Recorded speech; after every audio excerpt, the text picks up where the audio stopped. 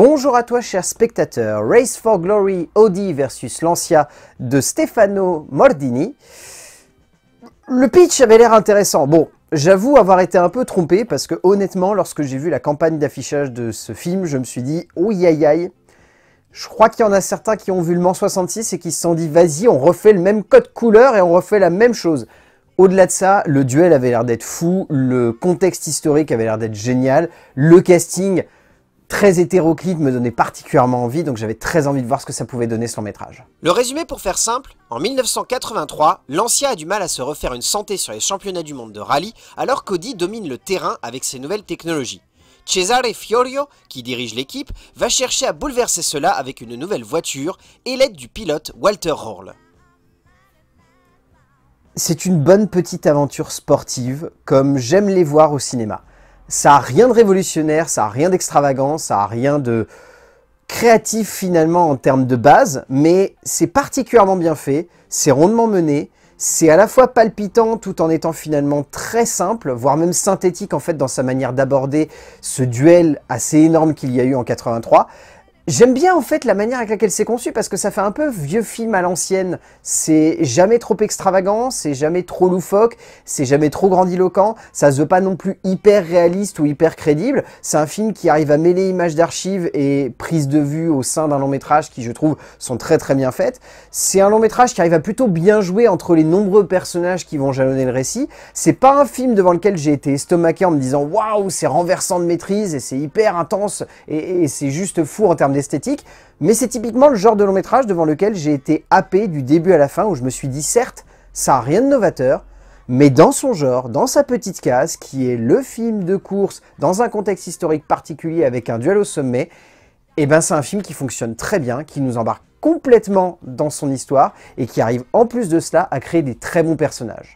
Dans le monde du sport, il n'est pas toujours facile de montrer certains aspects de celui-ci, surtout quand l'ensemble d'un métrage se base sur une guerre entre deux monstres de l'automobile et qu'il faut uniquement se centrer sur un championnat du monde de rallye parmi de nombreux, tout en replaçant un contexte historique assez vaste. Stefano Mordini nous offre un divertissement assez honorable dans son genre, un moment de cinéma prenant et haletant dans sa forme, qui sonne tout de même comme très cliché et très facile dans son fond, mais qui malgré ses évidents raccourcis et grossièreté de construction, parvient tout de même à magnifiquement nous embarquer dans ce duel au sommet sur les routes du monde. En termes d'écriture, donc à la base nous avons une histoire qui a été développée par Riccardo Scamarcio, l'acteur principal du film, réécrite ensuite avec l'aide de Stefano Mordini ainsi que Filippo Bologna. En somme, cette histoire, elle a rien de novateur. En fait, ce qui est intéressant, c'est que ils ont brodé beaucoup de fiction autour de ce récit. C'est d'ailleurs très ouvertement évoqué au travers d'un carton à la fin du métrage qui dit que clairement, même si c'est basé sur des faits réels, il y a beaucoup de choses qui ont été romancées, il y a beaucoup de personnages qui ont été ajoutés ou mis à cet endroit pour faire en sorte que la dramaturgie avance dans leur sens. Donc, l'objectif de ce film n'est pas d'être factuellement une représentation parfaite du duel Audi versus Lancia qu'il y a eu en 83 sur le rallye des champions du monde. C'est pas l'objectif. L'intérêt, c'est surtout de construire une histoire où on sent qu'il y a à la fois une envie de montrer un duel technologique et également sportif, et aussi de jouer en fait sur la place qu'ont ces différents personnages. Par exemple, le personnage central que l'on va suivre, c'est un personnage qui est assez fascinant parce que c'est un homme qui n'a un seul objectif, la victoire. C'est tout. Derrière, on a l'impression qu'il a rien de plus en fait à nous raconter que j'ai envie de gagner, point barre. Donc en soi, c'est intéressant parce que d'un point de vue dramatique, ça ne permet pas au personnage d'avoir des grandes envolées, mais ça lui permet d'avoir un fil conducteur qui va mener le récit d'un point A à un point B. Donc ça, c'est intéressant parce qu'en termes de structure dramatique, ça permet d'avoir entre guillemets un bon fil rouge et derrière d'ajouter des petites aventures. Après, c'est là-dedans en fait que le film pêche. C'est-à-dire que certes, il a cette petite base qui est intéressante, qui est suffisante et qui est assez classique pour réussir à faire en sorte qu'on soit bien emballé, mais derrière, toutes les petites péripéties, c'est un peu cousu de fil blanc. Ça veut dire qu'on voit venir à 200 à l'heure dans quelle direction va aller tel protagoniste, dans quelle direction va aller tel personnage secondaire, dans quelle direction va aller la dramaturgie, tel retournement de situation. Il n'y a aucun moment où j'étais en train de me dire « Oh, dis donc, c'est plutôt novateur dans le genre » et puis on s'y attendait pas du tout. Non, c'est cliché comme c'est pas permis.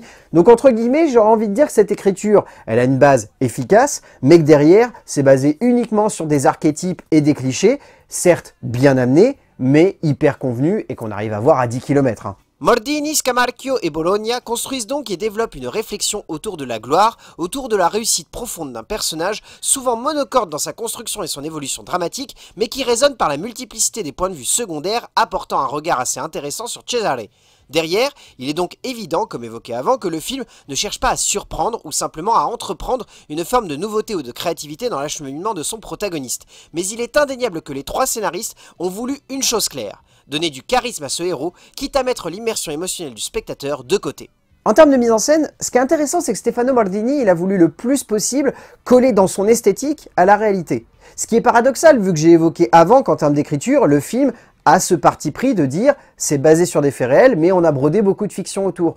Par contre, en termes de scénographie, il y a plein de moments où le cinéaste va récupérer des images d'archives de l'époque et va les greffer ouvertement au récit, quitte à parfois ne pas du tout avoir la bonne gueule pour le bon acteur, parce que c'est les vraies personnes en fait qui sont montrées. Mais tant pis, son objectif, c'est d'amener une certaine crédibilité esthétique et graphique qui fait que si le spectateur à la fin va se dire « Ok, j'ai vu quand même une œuvre qui est bien fictionnée par rapport à ce qui s'est passé », il va quand même être immergé dans le récit et se dire « Ah bah tiens, ça fonctionne, j'y crois. J'ai envie de croire qu'à cette époque-là, l'histoire s'est réellement déroulée comme ça et qu'il y a eu tel ou tel retournement de situation et que c'est par le biais de tel personnage qui a vécu telle action. » Et c'est intéressant parce que du coup, en termes d'intensité cinématographique, si elle manque un petit peu dans l'écriture parce que c'est basé sur des clichés et des facilités, en termes de mise en scène, il y a cette accroche au réel qui fait qu'on a l'impression que c'est crescendo. Ils ont un terreau ancré dans la réalité, dans une crédibilité cinématographique, comme une espèce de postulat de départ où le réalisateur dirait « Bah essayez d'y croire quand même.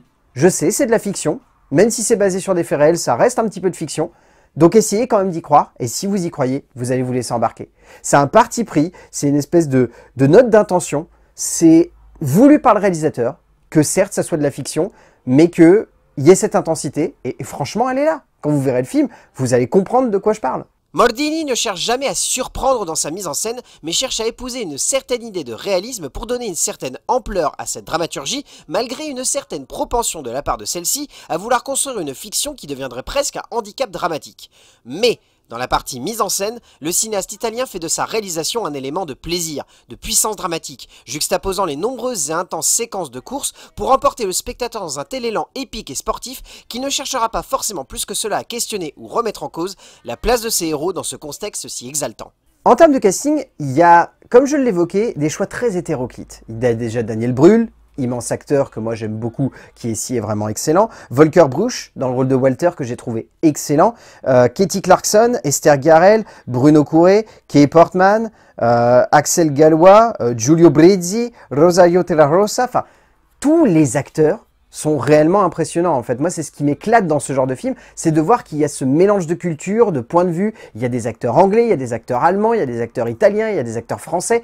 Ça fonctionne. Ce mélange des cultures arrive à donner lieu à ces films où il y a une espèce d'esprit de camaraderie, où on sent que chacun des acteurs a décidé de se plonger complètement dans son personnage et lui donner vie. Et ça se ressent notamment par l'acteur principal, qui, comme je l'évoquais, est également scénariste et producteur du film, mais ça se voit, il y croit à mort et il a envie de nous embarquer dans son histoire. Riccardo Scamarcio, qui a une triple casquette sur ce métrage donc, offre une interprétation assez fascinante, jouant le dandy charismatique mais obnubilé par la conquête de la gloire, avec un vrai panache et une intensité fascinante. Au bout du compte, Race for Glory, Audi versus Lancia, c'est un bon film sportif un peu à l'ancienne. Ça a rien de novateur, ça a rien d'hyper créatif, c'est basé sur plein de clichés, plein de stéréotypes, mais c'est hyper bien exécuté. On sent derrière qu'il y a un metteur en scène qui y croit, on sent qu'il y a une écriture qui a envie de juste nous embarquer comme il faut dans cette aventure. Les acteurs sont tous excellents, donc certes, ça n'a rien de novateur, ça n'a rien d'extraordinaire ou de révolutionnaire dans le genre, mais Race for Glory, Audi versus Lancia